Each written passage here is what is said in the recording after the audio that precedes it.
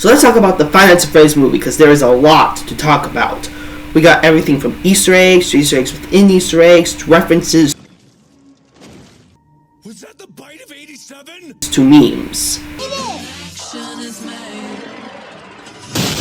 And yet, we don't have the full picture on lots of things. Like, why is this death machine here? I mean, that was never explained. Or, why does Abby scribble out Mike's face? I mean, that literally goes without any consequences. And why does Vanessa say that she's a no help to Mike because her father screwed her up bad, only to then help him in the final act? Like, that point literally went nowhere. And finally, what does the final phrase of COME-FINDME mean? Well, I got 4 theories that can help solve not just this, but the rest of the movies as well. Strap in as you go on a wacky ride through Theory Lane with good old Pack Inventor.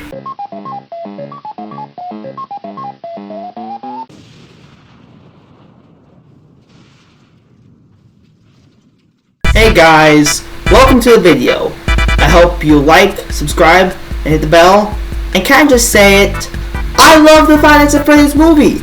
Everything from the YouTuber cameos, to the hidden Easter eggs, to all the mystery behind it.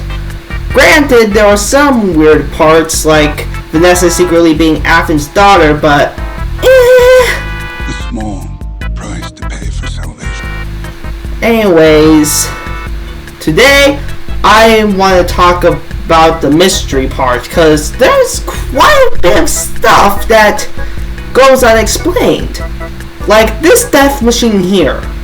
What is its function? Like, at first it looks like a remnant extractor, but we didn't hear remnant once in this movie. It just kind of happened. And the same thing with Abby scribbling out Mike's face. At first I thought that was because Abby was going to get turned into a baby, and that she was only going to remember scribbling out his face and being mad at him, thus resulting in her attacking him. But that never came to happen. So I've got 4 theories that can help out with this. So without further ado, let's get started. So I'm up to theory number 1, the idea that Garrett is the puppet. Now what do I mean by that? Well, when we hear the final text of COME-FINDME,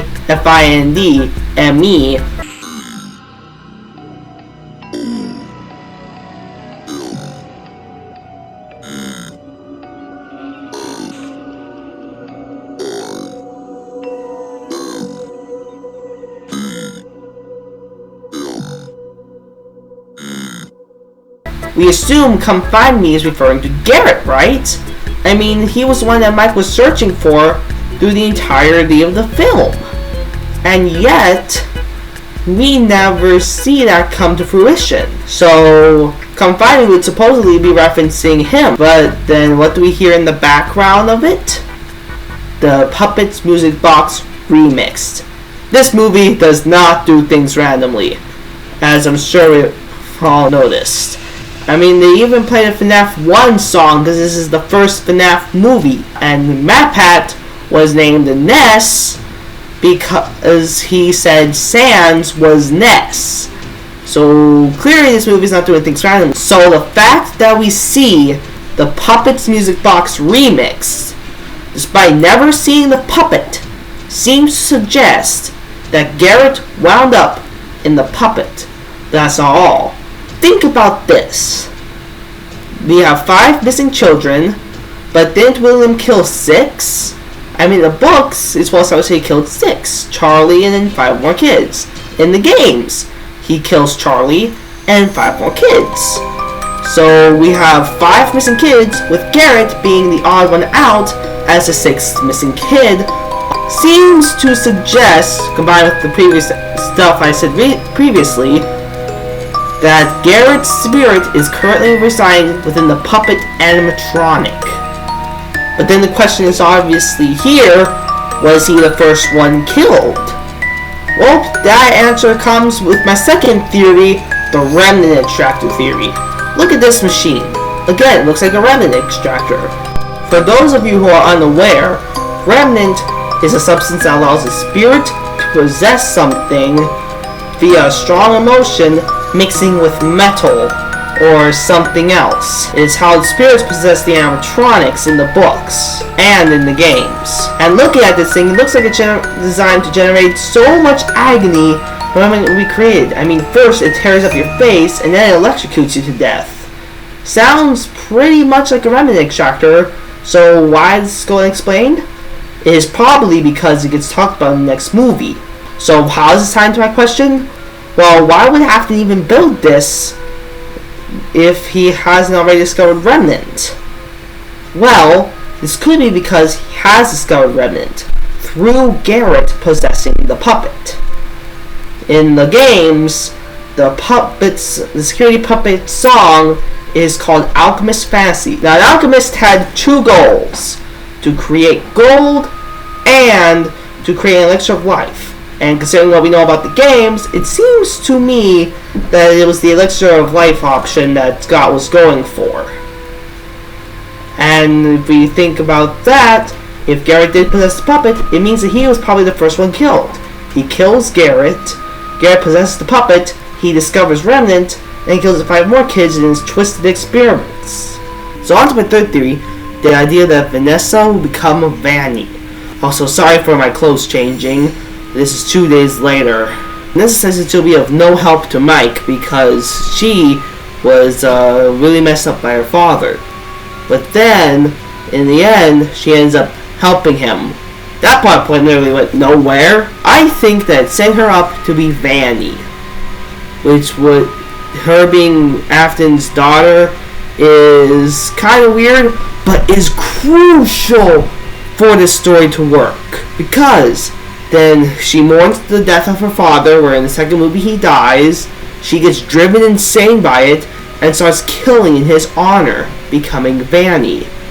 I mean, Vanessa does become Vanny, so why would they just pop Vanessa in there without her becoming Vanny eventually? And finally, my fourth and final theory, the theory that Abby becomes Baby. Now, of course, it's not a new theory, but it's one that never saw light of day in the first movie, with Abby never becoming Baby at all.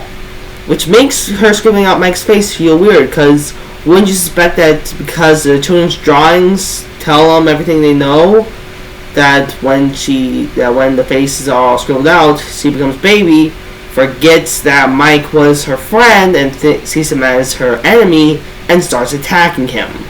I mean, that would make sense, right? But that never happened. Well, I suspect that's because that is going to happen in the next movie. Abby gets killed at the end, and then the third movie ends up helping Vanessa in spite of Mike. But then Mike has to remind Abby that, oh wait, they made up in the end. And that's when they defeat Afton once and for all, or she defeats Fanny, or something like that. I have no idea what's going to happen in the third movie. I can only predict that in the second movie, Springtrap is going to show up and he's going to die. That's all I can predict. Anyways, those were my theories. I hope you liked them. I hope you decided to subscribe and hit the bell. And have a great rest of your day. Checking my cameras, doobly doop doop. Having a good time in my office, doobly doop. Huh? Wait, what is this? Could it be? It is the 5th Lost Five Nights at Freddy's movie theory. But what could it be, I wonder? I knew it. Michael is William's son. This is the theory I'm going to need you guys' help on. You see, in the FNAF movie, after Steve Ryden, aka William Afton, sees the name Mike Schmidt, he doesn't just show a shocked face. Instead, he checks Michael out. He does a double take on him. Clearly, something about Michael is familiar to him. But what could it possibly be? My initial thought was that, oh, that's because he's his son.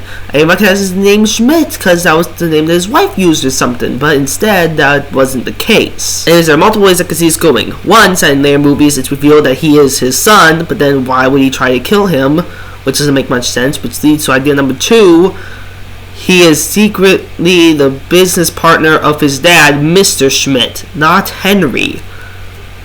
Which would be pretty cool, but there are also a few other ways that this could go. Like, what if he was his son but was taken by Mr. Schmidt, causing William to take his son in return?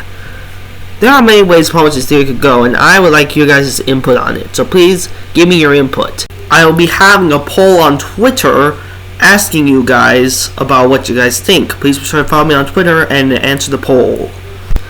And as always, be sure to like, subscribe, and hit the bell, and have a marvelous day.